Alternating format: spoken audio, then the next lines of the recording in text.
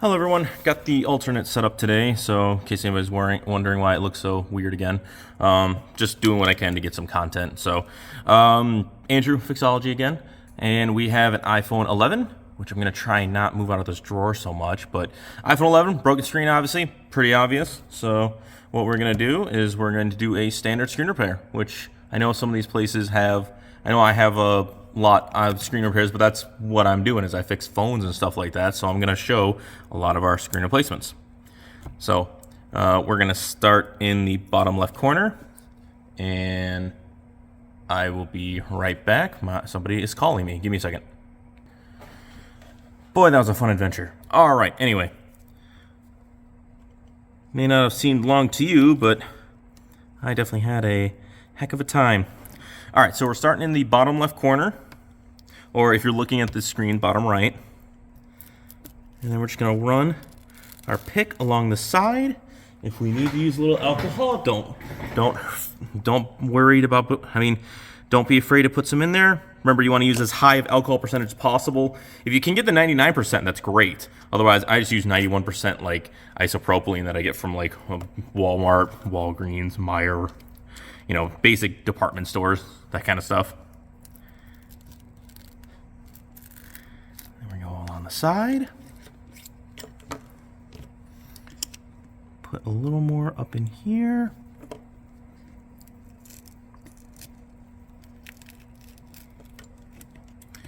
And then, oops, it is a little caught in the top corner here, so I'm just gonna put this right back in. Still a little caught. Let's see here. Give it a little twist. There we go. And we're going to open from the left-hand side, just like a book. And there we are.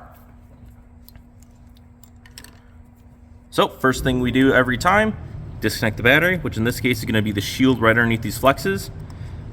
Just got to be a little careful. Which, luckily, if you damage these ones, not the end of the world, because those are part of the ones that come with the screen. So if you do damage them, big deal, you'll get new ones. Oops, sorry.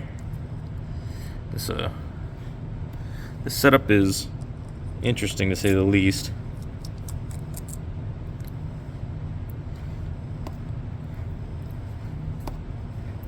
Come here, you. There you go.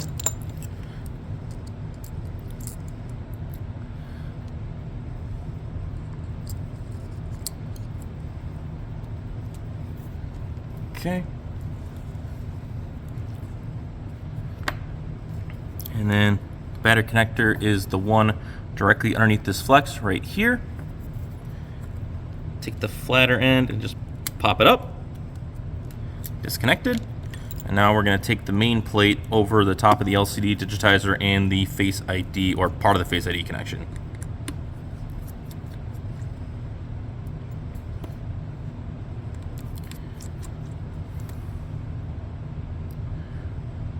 I know this isn't my normal setup, but desperate times call for desperate measures, and if I'm unable to get content my normal way, I'm going to try and get it a different way.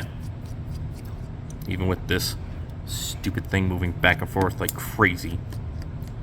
Also, that other screw I think fell inside the device, so I'm going to have to tap it out in a second.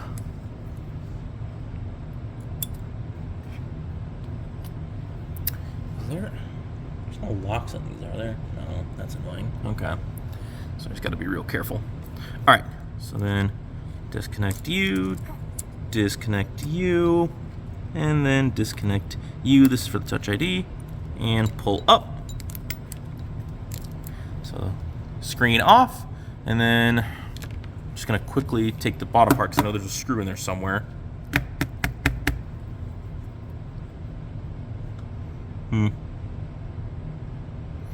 Might be stuck.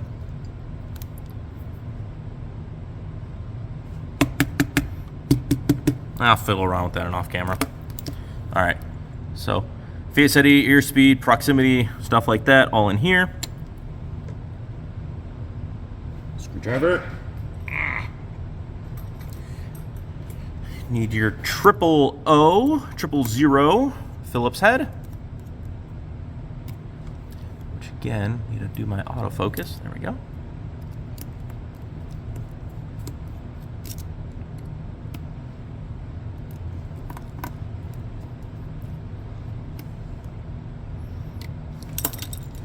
And then your tri point, which I think it's a Y or tri 0.6 size. All right, and then this one is an original, so there is a little cover right here. This guy will actually flick up, so if I go under here, grab it, whoops, get out of the way. Move. So I'm just gonna pull this up. It's just a little clip. If you lose it, it's not the end of the world, but you should always, try to put everything you take out of the device back in the device. All right, so then I'm just gonna go heat this up so this doesn't fall apart, so I'll be right back. All right, and we are back. So I warmed it up because I wanna make sure this comes out nice and easy. So I'm gonna go from underneath, get the microphone popped off, and then this proximity sensor should be nice and loose. And then I'm just gonna take some tweezers and pull this light sensor up just a little bit.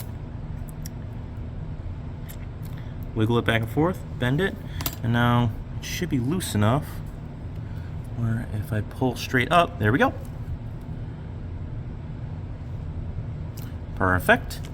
And there's a little bit of the stickiness left on it. That's totally fine because a lot of times the new screens don't come with anything to hold it in place, which you don't really need anyways, but it's one of those things.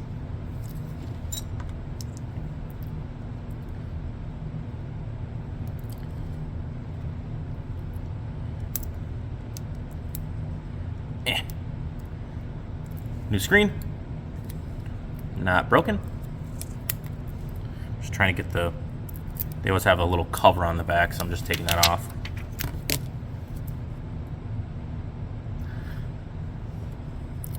And then I'm going to insert them into their corresponding slots.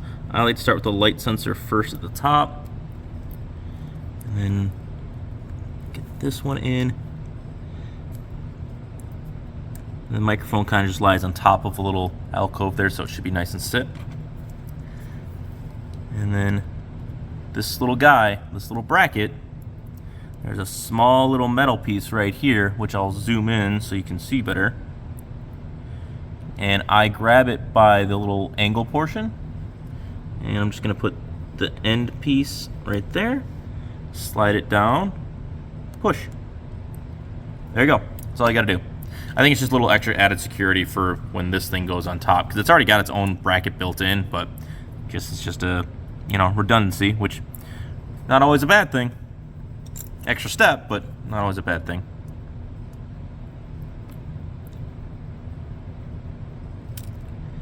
All right.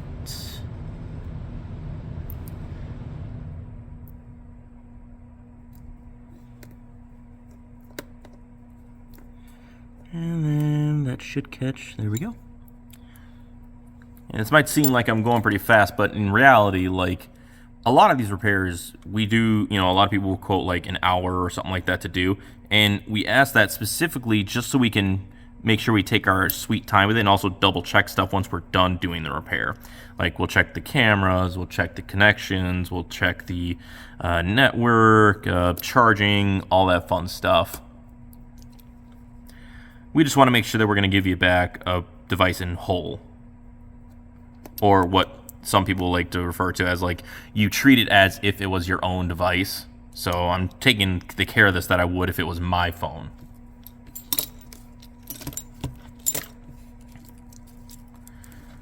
All right, so then what we're gonna do is gonna reconnect that guy back into its home, which it slides right next to the battery. Snaps in. This flex should go right down in there as well. Sometimes it needs a little pushing around.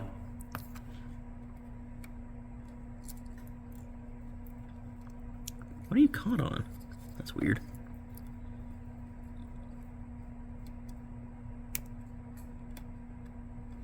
What are you caught on? There's nothing here. There we go. That was weird. All right. This little flex was caught on something. All right. And then these will only fit one of ways. So smaller one and slightly larger one. Line them up, push down.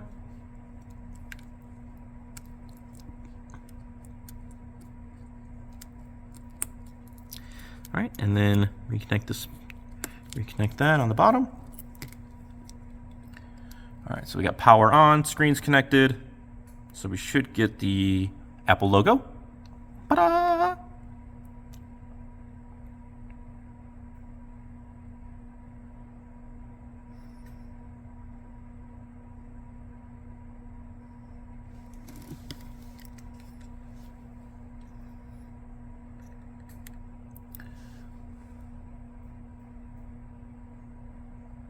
All right.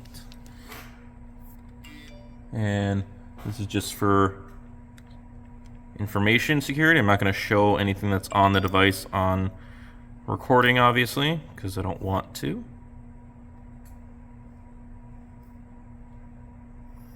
I'm just double checking all the functions. So cameras, calling, network, which we got that. The message just came through, so I know the network's fine. They will have the pop-up saying can't verify this is an Apple certified part, which, because unless you work for Apple or something like that, you're not going to be able to get to. But everything else, buttons, should be good to go. All right. All right. So then now we just go reverse of the shields, which I don't know where that other screw flicked off into, unfortunately.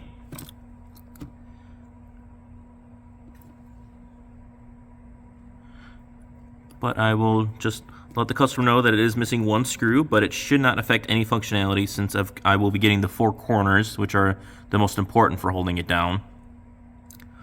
Someone argue down here is probably more important, this one, but you know, if I have 1, 2, 3, 4, and that side's left loose, then you got a weak side. So.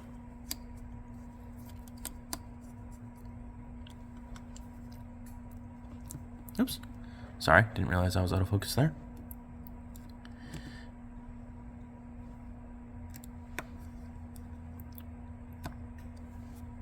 All right, so I have them in 1, 2, 3, 4, because we are missing one of them. I don't know where it flipped off to. I looked around my area, and I looked, and then I looked under, and then I also tapped it out, but nothing came out, so it probably just went off into the ether of repair parts.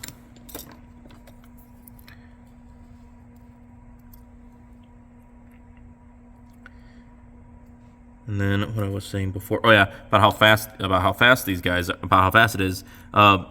You can do them fast, especially if you're good at it. I'm pretty good at it, so I can only get through these in a pretty decent click without having to worry about too many issues. Like I said, that screw, I mean, yeah, that doesn't happen very often, but when it does and it goes flying, I unfortunately don't have just piles of these screws lying around, because when you do have to get the screws, they come as like all the screws for it.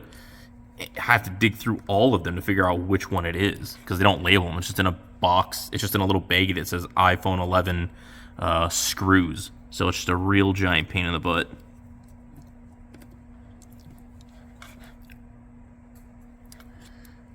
And this guy just got to do a little bit, just a little bit. Oops. That one moved a little. There we go. All right. And then we clip from the top first. Whoa.